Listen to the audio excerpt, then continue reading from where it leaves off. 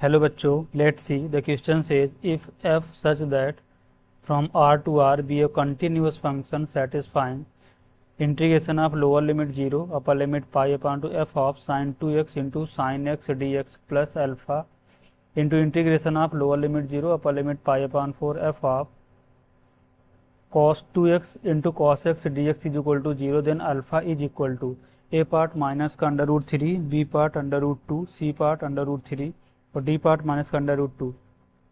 Question को solve करने से पहले इसका बेसिक कॉन्सेप्ट सीखेंगे, इसके अकॉर्डिंग क्वेश्चन को सॉल्व करेंगे। तो की concept,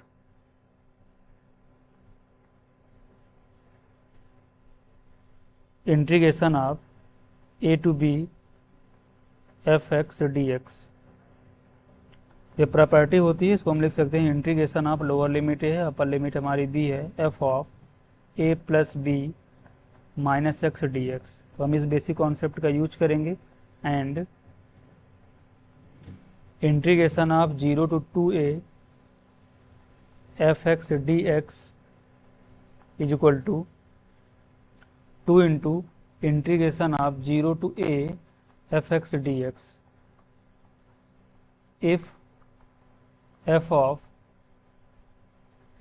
of 2a minus x is equal to f x. अगर ऐसा है, अगर f of 2a minus x की वैल्यू अगर एफ एक्स की इक्वल है तो integration of lower limit 0 upper limit 2 F x d x को हम लिख सकते हैं 2 into integration of lower limit 0 upper limit F x d x. इस बेसिक कॉन्सेप्ट का यूज करेंगे, इसके अकॉर्डिंग क्वेश्चन को सॉल्व करेंगे। देखो हमारे क्वेश्चन में क्या गिवन है कि integration of 0 to pi upon 2 f of sine 2x into sine x d x plus alpha integration of lower limit 0 upper limit pi upon 4 f of cos 2x into cos x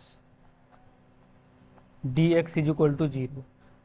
तो देखो दो function अगर add हो रहे हैं और 0 के equal है तो मतलब ये दोनों इक्वल होंगे और नेगेटिव साइन के साथ होंगे। देन तो देखो यहाँ से हम अगर इसको लेट करें, इस वाले पूरे पार्ट को आई वन अगर हम मानते हैं और इस वाले पूरे पार्ट को हम क्या मानते हैं यहाँ से आई टू। तो हम यहाँ से आई वन लेते हैं, then I one is equal to integration of 0 to pi upon 2 f of sine 2x into sine x d x. इसको देखते हैं नेक्स्ट स्लाइड में। तो यहाँ से हमें आई वन कितना मिलेगा, I one is equal to integration of 0 to pi upon 2 f of sine 2x into sine x d x.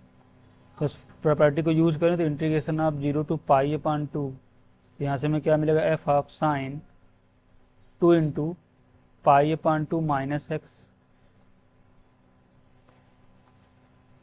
Into sine pi upon 2 minus x d x. तो इसको सिंप्लीफाई करेंगे तो इंटीग्रेशन क्या बनेगा, 0 to पाई अपॉन 2। देखो F of sign जब 2 अंदर multiply तो पाई माइनस 2x बनेगा, तो साइन पाई माइनस 2x हमारा क्या बनता है, sine x. Sine pi minus 2x क्या बनेगा, साइन 2x। तो एफ ऑफ साइन 2x क्योंकि सेकेंड क्वाड्रेंट में जाएगा, into sine pi upon 2 minus x कितना बनेगा, कॉस एक्स। तो कॉस एक्स डी एक्स ये भी हमारा क्या है, आई वन की इक्वल है। तो ये हमारी क्वेश्चन नंबर 2 लेते हैं, ये हमारा क्या है, क्वेश्चन नंबर 1। तो 1 और 2 को ऐड करेंगे तो फ्रॉम इक्वेशन 1 and 2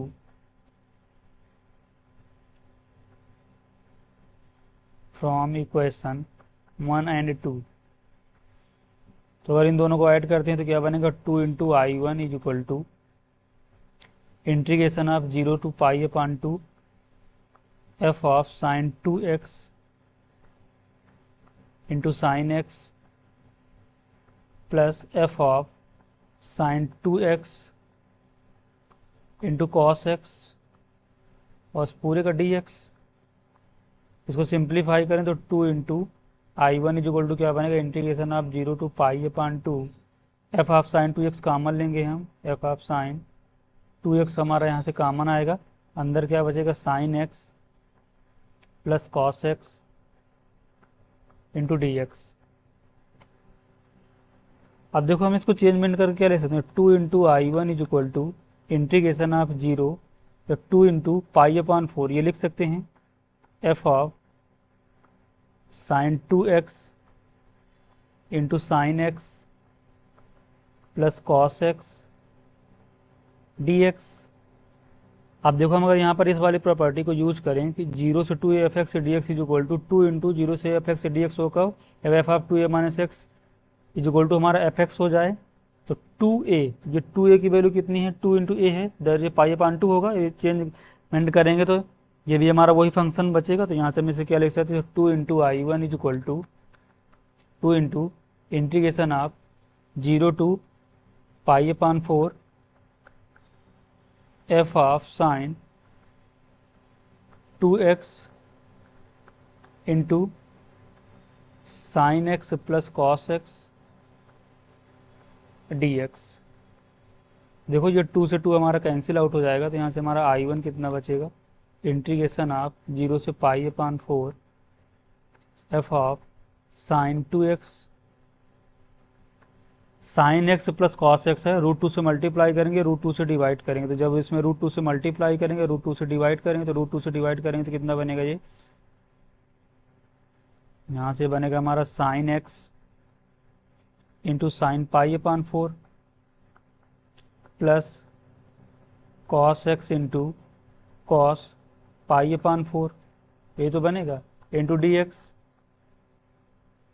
तो यहाँ से सिंप्लीफाई करें तो I1 कितना बनेगा, √2 तो हमारा बाहर आ जाएगा, इंटीग्रेशन ऑफ 0 से π/4 f of sine 2x into, देखो sine x into sine π/4 plus cos x into cos π/4, ये कितना बनेगा यहाँ से हमारा कॉस π/4 माइनस एक्स डी, यही तो बनेगा।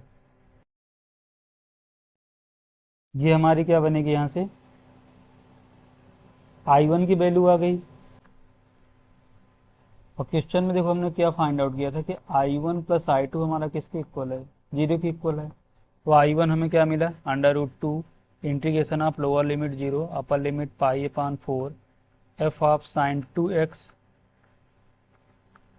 Into cos x cos π/4 minus x D plus I2 हमारा था अल्फा इंटू इंटीग्रेशन ऑफ 0 से π/4 f of cos 2x into cos x into D.